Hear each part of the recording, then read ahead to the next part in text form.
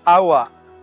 Ito ang ating isang salita ngayong linggo ng banal na awa ng Diyos. Ang pagdiriwang ng kapistahang ito ay nagpapaalala sa atin na ang muling pagkabuhay ng ating Panginoong Jesucristo ay nagdudulot ng kapatawaran sa ating mga kasalanan at nagbibigay sa atin ng kapayapaan, bunga ng awa na ipinagkakaloob sa atin ng Diyos. Sa ating mabuting balita, narinig natin kung paanong nagpakita si Jesus sa kanyang mga alagad. Pero sa mga pagkakataong ito, wala doon si Tomas. Ibinalita kay Tomas na si Jesus ay muling nabuhay, pero hindi siya naniwala. Ang sabi ni Tomas, hanggat hindi ko naipapasok ang aking mga daliri sa butas ng kanyang mga kamay at ang aking kamay sa kanyang tagiliran, hindi ako maniniwala. 1 week later, si Jesus muling nagpakita sa kanila. And this time, nandun na si Tomas. At nung nakita ni Tomas na muling ang nabuhay si Kristo, nasabi na lamang niya, Panginoon ko at Diyos ko.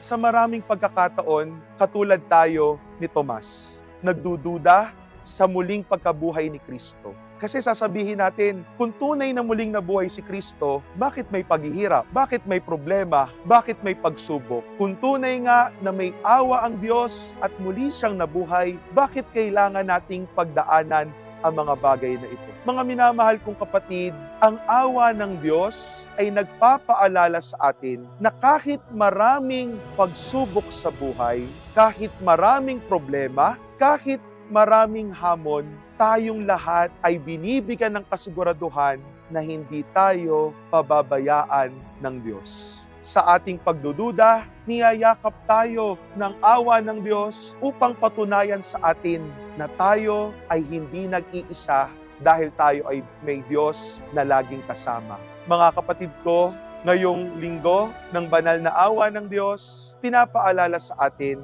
sa tuwing tayo ay nagkakaroon ng krisis sa pananampalataya, katulad ni Tomas, dito mas lalong tumitingkad ang awa ng Diyos. Awa ng Diyos na nagbibigay sa atin ng kasiguraduhan. Awa ng Diyos na pumapawi sa mga pagdududa sa ating mga puso. Mga minamahal kong kapatid, ang pagpapakita ni Jesus ng mga naghilom na sugat sa kanyang mga kamay at tagiliran ay nagpapatunay sa atin na ang awa ng Diyos handang hilumin ang mga sugat ng ating pagkatao. Handang hilumin ang masamang nakaraan, handang hilumin ang pagdududa. Dahil ang awa ng Diyos nagbibigay kapatawaran, nagkakaloob ng kapayapaan sa ating kalooban.